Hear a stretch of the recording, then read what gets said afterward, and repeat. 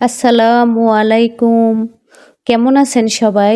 আশা করি আল্লাহর অশেষ মেহেরবানিতে আপনারা সবাই পরিবার পরিজন নিয়ে অনেক ভালো আছেন। আমিও আলহামদুলিল্লাহ আমার পরিবারের সবাইকে নিয়ে ভালো আছি। আজকে আরেকটি নতুন ভিডিও নিয়ে চলে আসলাম আপনাদের মাঝে। আশা করি আপনাদের ভিডিওটি ভালো লেগে থাকবে। আজকের ভিডিওটি ফজরের নামাজের পর থেকেই শুরু করে দিয়েছি। আজকের ভিডিওটি সম্পূর্ণ রান্নাবাড়ি দিয়ে সাজিয়েছি, ধোয়াধুয়ি বা পরিবারের অন্যান্য কাজ দিয়ে সাজাইনি।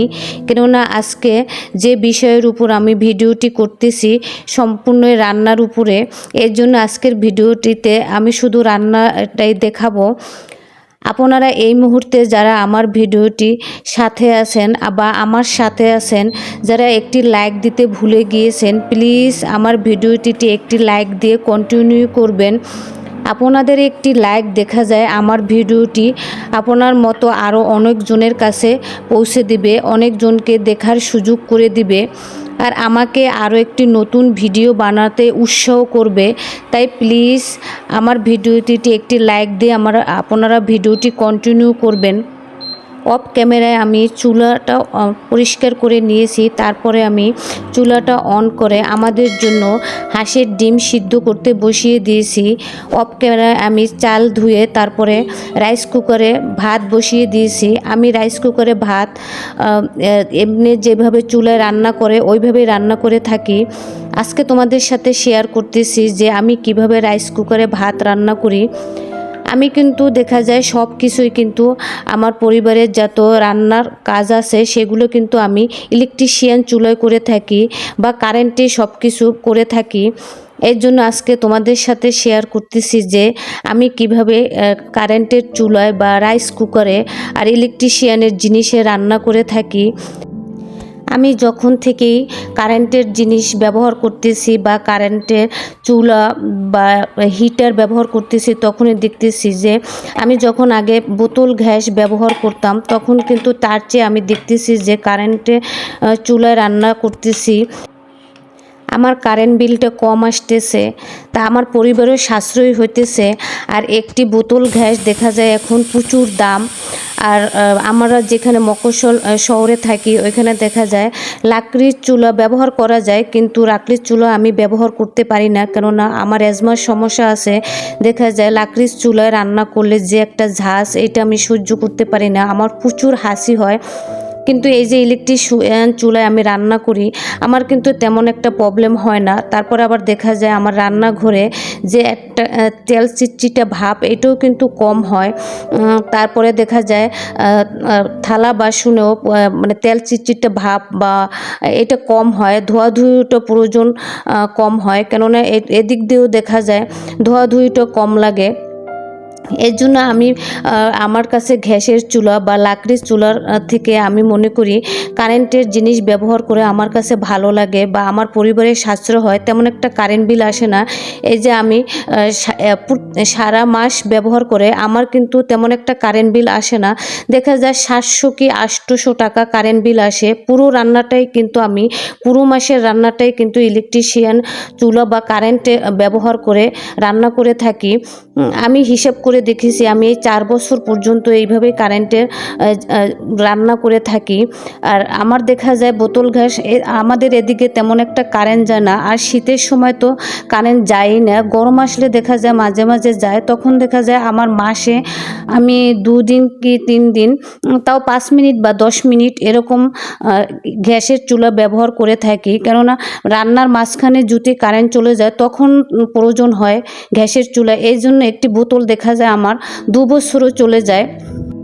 আজকে তোমাদের প্রমাণ সহকারে দেখিয়ে দিব যে আমি একটি বোতল গ্যাস কিভাবে 2 বছরের বেশি ব্যবহার করে থাকি। কেননা যদি দেখো আমার যদি মাসে 10 মিনিট বা 15 মিনিট একটি রান্নার জন্য ব্যবহার করে থাকি, তাহলে আমার মাসে কয় ঘন্টা গ্যাসের চুলা ব্যবহার করি।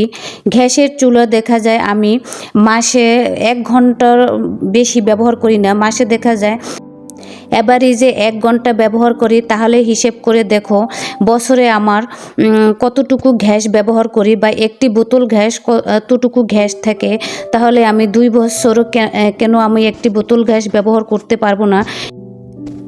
তোমাদের দেখিয়ে দিচ্ছি, এই যে আমার 12 কেজির একটি বোতল গ্যাস। এই বোতল গ্যাসটা কিন্তু আমি অনেক দিন যাবৎ, প্রায় 2 বছরের কাছাকাছি হয়ে গিয়েছে, আর মাত্র 2 মাস বাকি আছে। তারপরও দেখো আমি মিটারের সাহায্যে দেখিয়ে দিচ্ছি যে আমার এখনও কতটুকু গ্যাস আছে। এই গ্যাসও আজকে তোমাদের এই ভিডিওটিতে দেখিয়ে দিলাম যে আমার কতটুকু গ্যাস আছে। তারপরে আবার যখন শেষ হয়ে যাবে তখন তোমাদের সাথে আরেকটি ভিডিও শেয়ার করব যে আমার এই যে 1 পয়েন্ট বাকি আছে, এই 1 পয়েন্ট গ্যাস আমার কয় মাস গিয়েছে।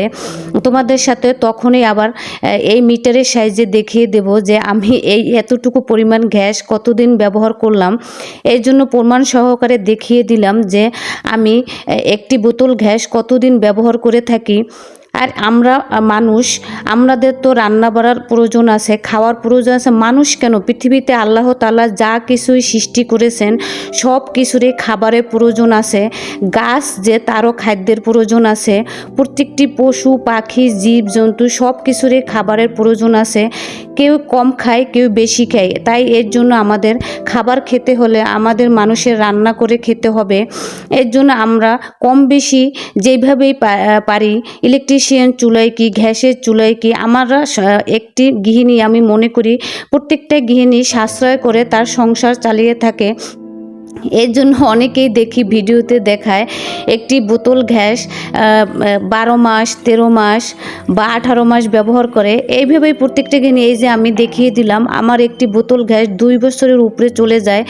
এইভাবে আমি ইলেকট্রিশিয়ান চুলায় রান্না করি, কেউ বা লাকড়ির চুলায় রান্না করে। এইভাবেই একদিক দিয়ে আমার তো খাবারের রান্না করতেই হবে, আমাদের খাবার জোগাতেই হবে। খাবার খেতে হলে তো আমাদের রান্না করে খেতেই হবে। এর জন্য আমরা যেইভাবে রান্না করে থাকি না কেন আমাদের তো খেতেই হবে। তারপরে আমি দেখিয়ে দিচ্ছি যে আমি কিভাবে, এই যে কেতলিটায় আমি কিন্তু এই যে ইলেকট্রিশিয়ান কেতলিটায় কিন্তু সব সময় চা করে থাকি। আমার আরেকটা কেতলি আছে, সেইটা আমি পানি গরম করে দেখা যায় তরকারিতে গরম পানি দিয়ে থাকি। এইভাবেই আমি আমার সংসারের যাবতীয় কাজ আমি ইলেকট্রিশিয়ান চুলায় ব্যবহার করে থাকি। আজকে এর জন্য আমি তোমাদের সাথে এই ভিডিওটি শেয়ার করলাম। যারা এই মুহূর্তে আমার ভিডিওটির সাথে আছেন, তারা আমার ভিডিওর কোনো অংশ যদি কাজ কথা আপনাদের কাছে ভালো লাগে থাকে, তাহলে আমার চ্যানেলটিকে একটি সাবস্ক্রাইব করে নেবেন, আর পাশে থাকা বেল আইকনে একটি ক্লিক করে রাখবেন। যখনই আমি কোনো ভিডিও আপলোড করব তখনই আপনাদের কাছে নোটিফিকেশন আকারে পৌঁছে যাবে। আপনি সময় সুযোগ করে আমার ভিডিওটি দেখে নিতে পারবেন। আমি কিন্তু অফ ক্যামেরায় সকালে সব নাস্তা সেরে নিয়েছি, অন্যান্য সব কাজ সেরে নিয়েছি।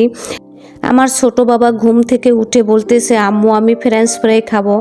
আমার বাবাটাই আবদার করেছে, আমি তো না করতে পারি না। এর জন্য এই যে 3টার মতো আলু কেটে নিয়েছি। শীতের নতুন আলু বের হয়েছে, সেই আলুগুলো দিয়ে আজকে আমি ফ্রেঞ্চ ফ্রাই করব। ইলেকট্রিশিয়ান চুলাটা অন করে একটি প্যান বসিয়ে দিয়েছি। প্যানে কিছু সাদা সয়াবিন তেল দিয়ে দিয়েছি।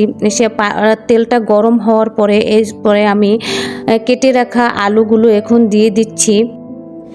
আমি চেষ্টা করি আমার বাচ্চাদের বাইরের খাবারটা খুবই কম খাওয়ানোর জন্য। কম বেশি যাই আমার বাচ্চারা খেতে চায়, দেখা যায় আমি বাসায় তৈরি করে খাওয়ানোর চেষ্টা করি। আজকে যে আমি তোমাদের কাছে সারাদিনের যে রান্নাটা শেয়ার করলাম, তোমরা তো দেখতেই পেলে আমি কিছুই রান্না করলাম তা কিন্তু কারেন্টে ব্যবহার করেই রান্না করেছি। আজকে কিন্তু আমি কোনো বোতল গ্যাস ইউজ করে বা গ্যাসের চুলা ব্যবহার করিনি। এর জন্য আজকে আমি তোমাদের দেখিয়ে দিলাম যে আমি কিভাবে সারা দিন ইলেকট্রিশিয়ান চুলা রান্না করে থাকি। আমি কিন্তু সারা দিনও আজকে গ্যাসের চুলা ব্যবহার করিনি। এইভাবেই দেখা যায় মাসে 2-1 দিন আমার গ্যাসের চুলা ব্যবহার করে থাকি। এর জন্য তেমন একটা আমার গ্যাসে যায় না। 2 বছরের উপরে এইভাবেই আমার একটি সিলিন্ডার ব্যবহার করে থাকি। এই যে আমার ফ্রেঞ্চ ফ্রাইটা ভাজা হয়ে গিয়েছে, এখন আমি আমার ছোট বাবাকে খেতে দিব। আমার ছোট বাবাটা কিন্তু ঘুম থেকে উঠে দাঁত ব্রাশ করে নিয়েছে, তারপরে সকালের নাস্তাটা সেরে নিয়েছে। তারপরে দেখা যায় এখন তাকে একটু পড়াতে বসিয়েছি। তারপরে পড়াতে বসিয়ে আমি এসেছি ফ্রেঞ্চ ফ্রাই ভাজি করতে। তারপরে এই যে ফ্রেঞ্চ ফ্রাইটা ভাজি করে আমার ছোট বাবাকে নিয়ে খেতে দিব। সে কিন্তু রুম থেকে বারবার আমাকে ডাক দিয়ে জিজ্ঞেস করতেছে, আম্মু তোমার ফ্রেঞ্চ ফ্রাই ভাজা হয়ে গিয়েছে কিনা, ভাজা হয়ে গিয়েছে কিনা। আমি কিন্তু নয়েজটা কমিয়ে দিয়েছি, এর জন্য তোমরা ভিডিওতে দেখতেছো না। তারপরে আবার যখনই বলেছি যে হ্যাঁ বাবা ফ্রেঞ্চ ফ্রাই ভাজা হয়ে গিয়েছে, আমি নিয়ে এসতেছি, সে পড়া থেকে উঠে দৌড় দিয়ে এসে চলে এসেছে। তারপরে বললাম যে তুমি যাও বাবা, আমি আসতেছি। তোমাদের সাথে একটু ভিডিওতে শেয়ার করলাম যে ফ্রেঞ্চ ফ্রাই ভাজাটা কীরকম হয়েছে। তারপরে সে তো মানে সস ছাড়া ফ্রেঞ্চ ফ্রাই খেতেই পারে না, সে ছোট হলে কি তোমাদের দেখাচ্ছি যে সে কিভাবে মাশাল্লাহ ফ্রেঞ্চ ফ্রাই দিয়ে তারপরে সস দিয়ে ভরে ভরে খায়। আমি তো মানে দেখে মাশাল্লাহ তার খাবার দেখলে আমি অবাক হয়ে যাই। আমার ছোট ছেলেটা কি বড় ছেলেটাই কি আপনাদের দোয়ায় মাশাল্লাহ আল্লাহর অশেষ মেহেরবানিতে খুবই মানে পরিপাটি থাকে। আর ওরা কিন্তু অন্যান্য বাচ্চাদের মতো যে নোংরা করে বা অগুছানো করে সেটা করে না। দেখা যায় সব সময় ওরা আরও দেখা যায় এদিক ওদিক কিছু পড়ে থাকলে গুছিয়ে রাখে। সবাই ওদের জন্য দোয়া করবেন। আজকে এই পর্যন্তই। আমার পরিবারের সবার জন্য দোয়া করবেন। আল্লাহ হাফিজ।